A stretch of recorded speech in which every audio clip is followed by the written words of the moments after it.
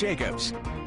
Good evening, and thanks for joining us on Wisconsin Tonight. We begin with a Today's TMJ4 exclusive. We hear from a father who says his son is being bullied and his school is doing nothing to stop it. Matt Bent posted a picture of himself and his son on Facebook. The son is holding a sign. Look at it closely. It reads, "I stand behind my son in the fight against bullying. Please like and share to send a message loud and clear that bullying has to stop now." And at last check, this picture has more than 130,000 likes and more than 171,000 shares. Now, Matt Bent has done only one interview about all of this. He spoke with our Steve Shamraz just moments ago, and here is some of their conversation.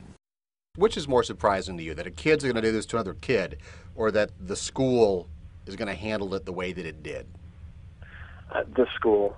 I mean, it's unfortunate. I was a victim of bullying, and after reading thousands of emails and wall postings, the bullying stuff is so prevalent across the world.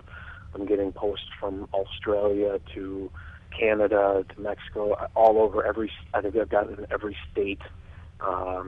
So it's unfortunate that it's not surprising that it's happening, but it needs to stop.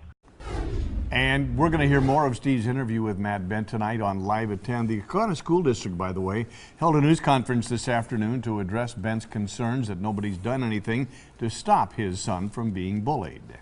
We as a school have to continue to work on finding ways in which parents feel that they have the access to come to schools and air these kinds of concerns and issues so that it doesn't get to this point. Now, at least 11 people, including students and staff, have been interviewed about the alleged bullying incident. Now, we're happy to tell you Children's Hospital has a program. It's called Act Now. It actually works to stop bullying in schools. And joining us now is Bridget Clementi, Director of Community Health at Children's. Thanks a lot for coming in this evening. Thank you so much. So let's first see if we can just define bullying. It isn't just physical, is it? Absolutely not. And it's repetitive, it's over time, with a real intent to harm and an imbalance of power. So oftentimes it's between two students where one may be perceived socially as having more power or influence than the other.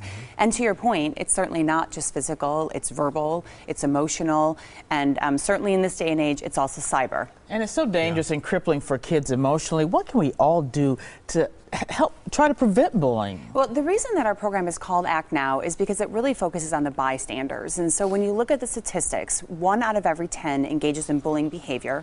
Another 1 out of every 10 is the victim. But you have this 80% or 8 that are the bystanders. And so that could include us, parents, community organizations, and others that really see this happening. And so we need to figure out ways that students feel empowered and engaged and can stand up for the bullying that they're seeing within their school and school environments. They don't actually cause it, but because they do nothing to stop it, it basically allows it to happen. Absolutely, absolutely. And so a bully or a school really needs to look at climate as well, so that per the superintendent's comments, there needs to be safe outlets for students, for parents, and others to really understand how they can call out these situations. Now, Bridget, let's talk about some signs that people need to watch out for, parents and teachers, and look for. Well, you know, parents really need to know and understand what's happening in their school or and with their students. And so if you're seeing a change in grades, a change in behavior, the very same common things that we see in a lot of things. If you're seeing any significant changes, it's time to reach out to that teacher. It's time to get a better understanding. And I have a little trick for parents that I tend to do with my own kids.